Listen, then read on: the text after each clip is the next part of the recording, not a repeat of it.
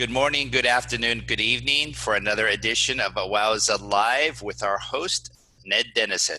Ned? Hello, I'm an epic marathon swimmer and I'm also the chairperson of the International Marathon Swimming Hall of Fame. One of our honorees is with us today, Kathrin Lammers. Kathrin, can you give us a kind of a 2-minute background of your swimming experience before you joined the professional marathon circuit in 1993, please? Yeah, sure. I started learning how to swim when I was 6 years old. I did my first state championships when I was 8. I medaled there in the 200 breaststroke.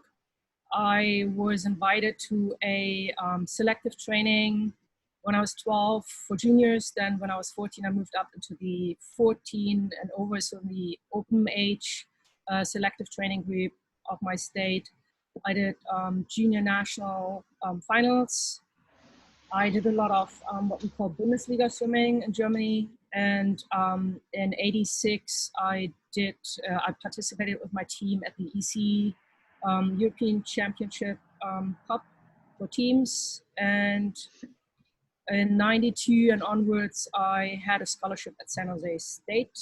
And that's after university, I started open water swimming, first with shorter distances, and then I started with 10K and up. Okay. You were on the professional circuit for an incredible 10 years. We counted something like 51 races. You were on the podium about half the time.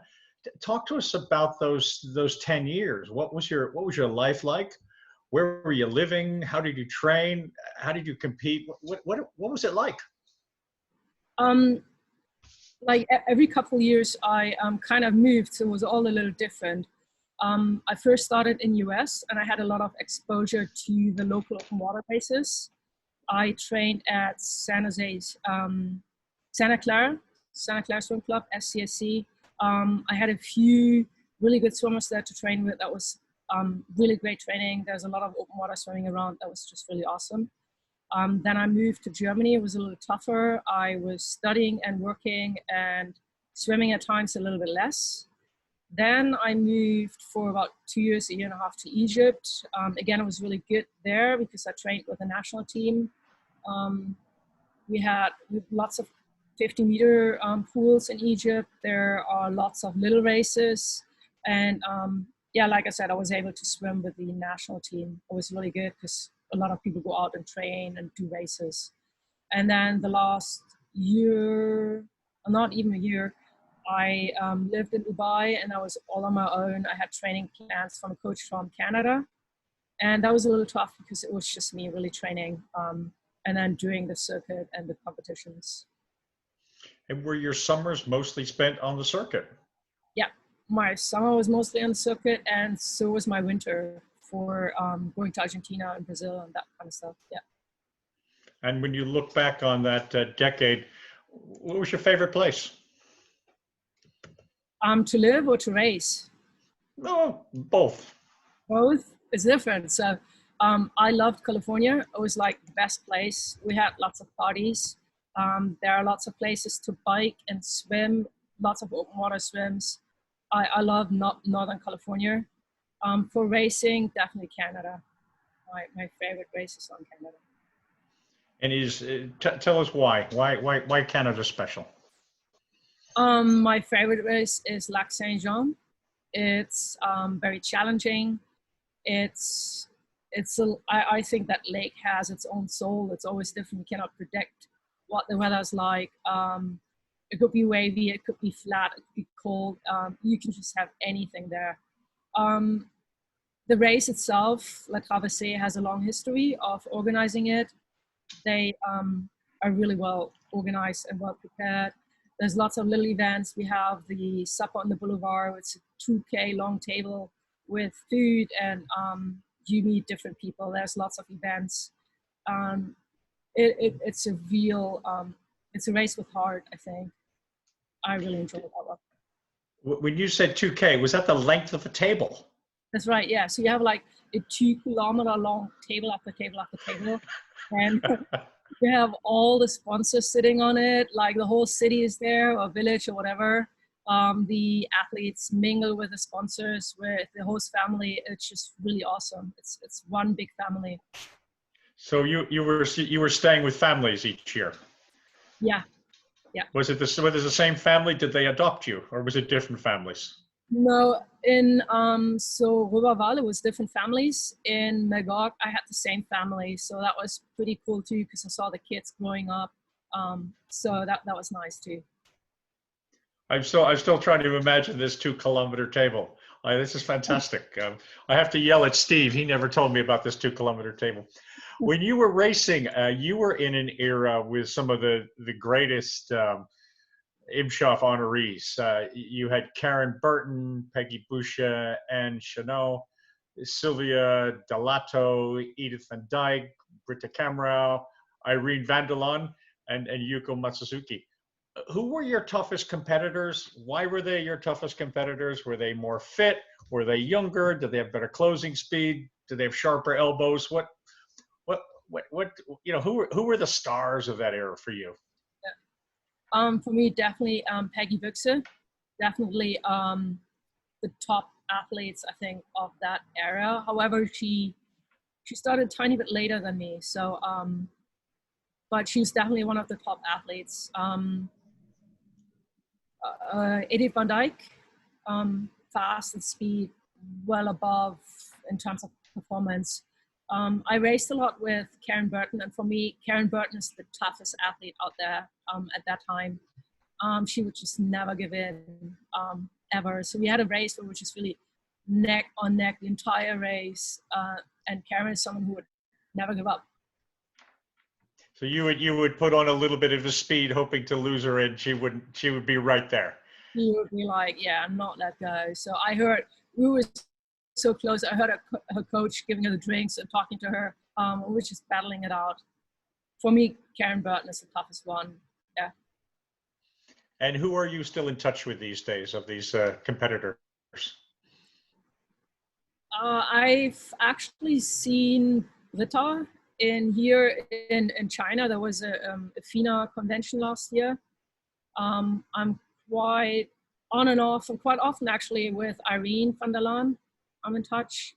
Not mentioned because he's a guy, Christoph van der Rutsch. I do see him every now and then in Germany. I've seen a few others, they're not on the list, but yeah, so on and off, but not, yeah. Not. And when you were swimming with them, were these good friends of yours, or were they all your swimming enemies? No, I think, with a few exceptions, I think we were one big family, and we would meet at places, we would travel together, we shared rides together. I mean, I remember sharing a car with like 6 people, Argentinians, piled up in a car going from one place to the other. So for me, that was my family. It wasn't, when you're in water, you compete, you're out of the water, your friends, your family. Okay. And tell us about your best memories from that decade. A win, an exceptional effort. Maybe you looked up one time and an eagle was taking a fish out of the water. Maybe you saw a dolphin. What were your best memories? Gosh, my best memories. I think looking back at performance probably here, because there were so many races. My best one, I think, was the 77K, firstly because it was the longest one. And it was really tough because I actually swam into the night and I did not anticipate doing that. My biggest disappointment after that race was that the pizza shop was closed. I was really dreaming about pizza for the last hour, and then I got in and it was closed. I couldn't believe it. But that was probably one of my best memories. It was one of the biggest races I've done. And some other great memories? We had lots, just swimming Atlantic City, swimming around Longford Jetty, trying to get it around the corner, and you have a boat crew, a rowing boat, and they would just encourage you, getting through against the current. Lots of spectators. A lot of these races are really great memories. They're not just swimming and racing. You have a lot of spectators involved there. Yeah. And was a 77K race, was that in Argentina or somewhere else? That was in Canada, Quebec City. Tell us about that swim. What was the course? You swim around an island called Ile de Lorient. It's in Quebec City. You swim the St. Lawrence River. It was a special invitation for 12 chosen people. It was early morning, I think, like 6 o'clock or something. We left. It was cold, maybe not super cold. It was like 17-ish. But if you swim like 13, 14 hours in that water, it got like, I was quite cold. It was absolutely beautiful. We saw sailing boats out there. The course was tricky. You swam first with the current, and then you had to be really careful to make it around the buoys because all of a sudden the current changed. And yeah, the current was really tricky. And it was just long, and then we ended up, I think, 2 hours in the darkness. It was just not dark, it was pitch black. There was like not one light, and I did not prepare for that really. So that was different and challenging. Was that your first ever swim into the darkness? That's right, yeah. That was the first swim into the darkness. It was black. It's I tell people it's lovely to start 2 hours before the sun rises. You know the sun is coming and it's fantastic. But to swim into the darkness can be soul destroying. Yeah. It's just the most depressing thing sometimes. It is, because you don't see down. There's nothing. It's black down. You take a breath and it's black too. So and then the boat is trying to help you with the light, and they either put a flashlight in your face, which is not helping either, or you don't see anything because there's no light at all. So that was really daunting, actually. Yeah, very different. And when you retired as a competitor, you ended up helping FINA organize events in the Middle East.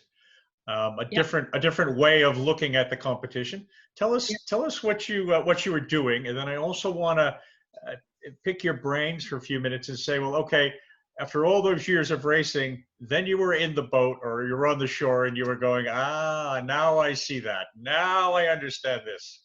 Tell us the things you learned from a different perspective. Yeah, I think it would have been easier to answer that if you had asked me like 20 years ago, because I've done so many, it became a lot more natural. I'm more on the other side now than I'm actually in the water.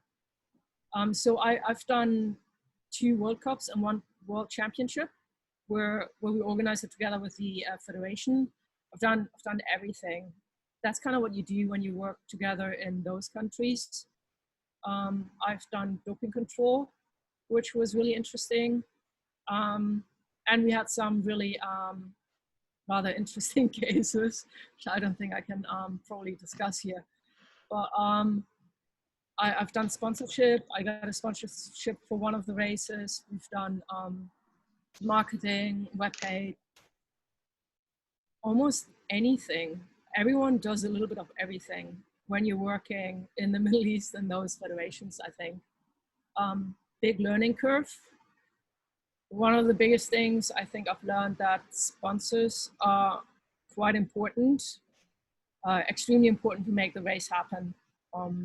I think as a swimmer, you don't really realize that. You're like, let's just swim and where's my money and this and that. And I think it's so important to understand that sponsors, marketing, that kind of stuff is part of the race to make it happen. And how many competitors would be at these races? I think between 30 and 40.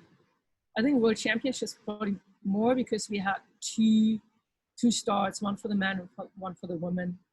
So probably like 60 to 80 maybe, I don't know, 40 each way. And who were the top swimmers that you've seen at these events? Still Pitar Stoichev was in it. Christoph was still racing at that time. Peggy Büchse was in there. I think Mecca Medina we had at one of the races. Gabrielle Chaloux was still in there. Christoph, I think I've said it already. Angela Maurer. Yuko was there in 2003. Edith was there 2004, definitely. So a few of those that I used to race with. Okay. So in the last next decade, you've been teaching at international schools. You've been in several places in the world. Give us an idea of your adventures and your travels. I started out, or I basically stayed in the UAE for another 14 years after I stopped swimming there. I've worked at different international schools.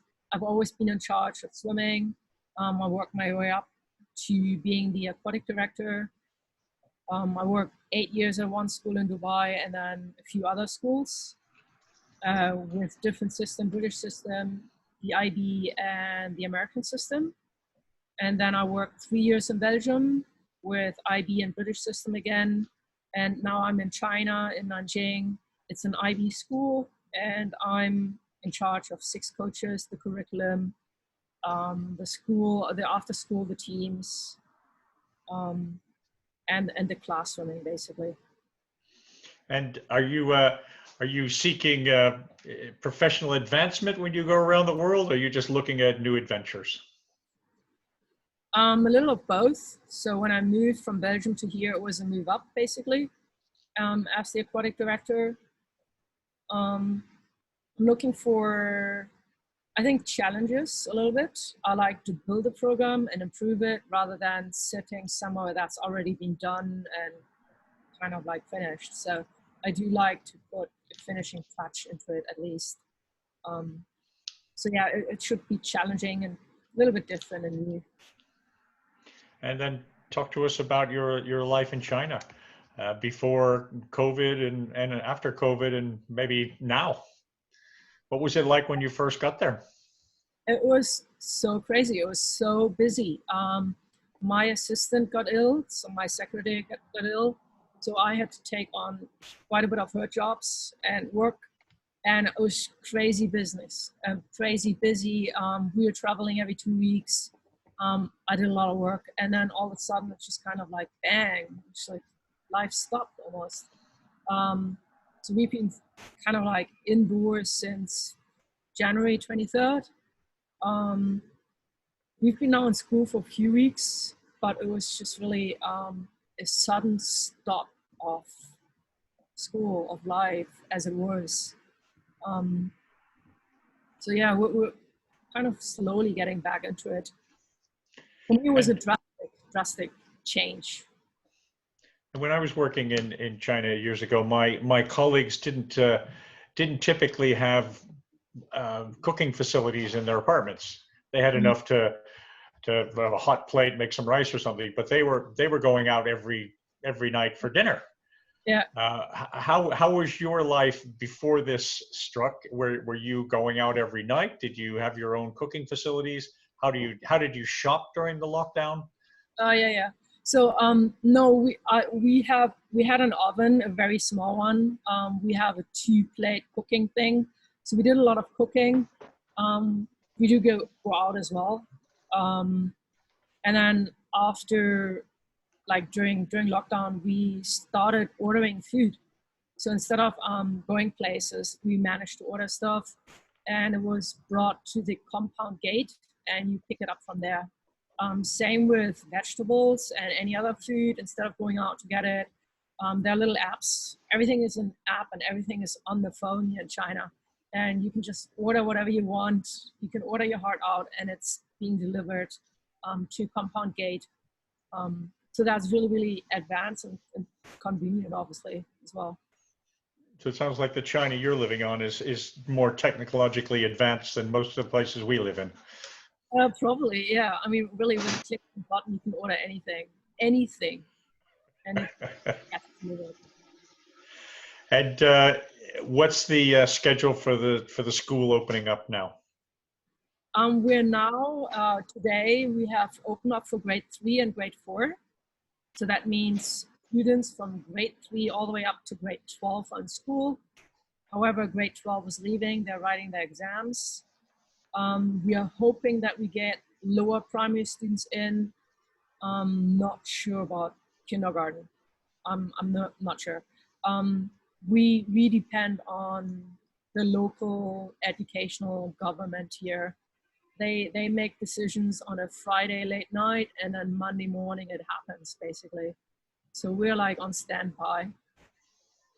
And are the students wearing masks? Are you wearing masks when you're teaching? Yeah, so everyone wears a mask. On the temperature measurement committee, I do that every morning. We have an ultra, this ultra red thing. You walk in and I can read the temperature through this device. The students come in a mask. They have to fill out a piece of paper that's signed by mom and dad that they don't have a fever, that they are healthy. So no paper, no school. Literally, they have to wait outside if they don't have the paper. They have to go back home, get the paper. We do the same in the middle of the day, more temperature measurements. Everyone walks around with a mask. There's social distances in the cafeteria. We have special places.